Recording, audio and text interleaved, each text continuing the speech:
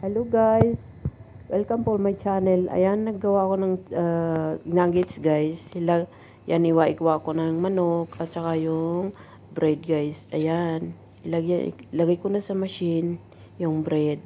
Okay? So, yan. Blender ko na siya guys. Ayan. Okay. So, ayan guys.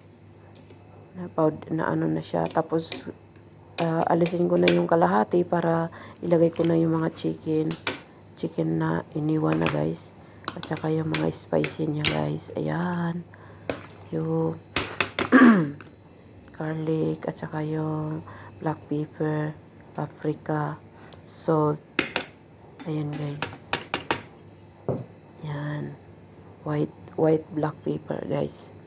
Ayan, at saka salt guys. Okay, so i-blender na natin guys.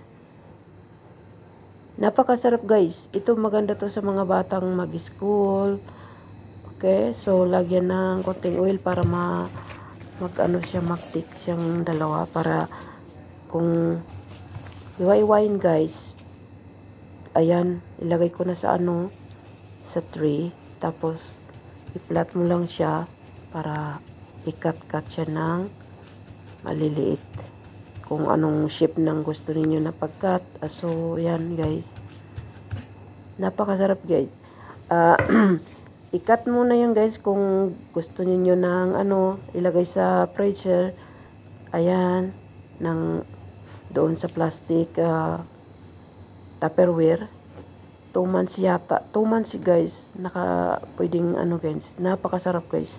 Ayan na guys, lagyan ko muna ng itlog guys, at saka yung crabs na bread.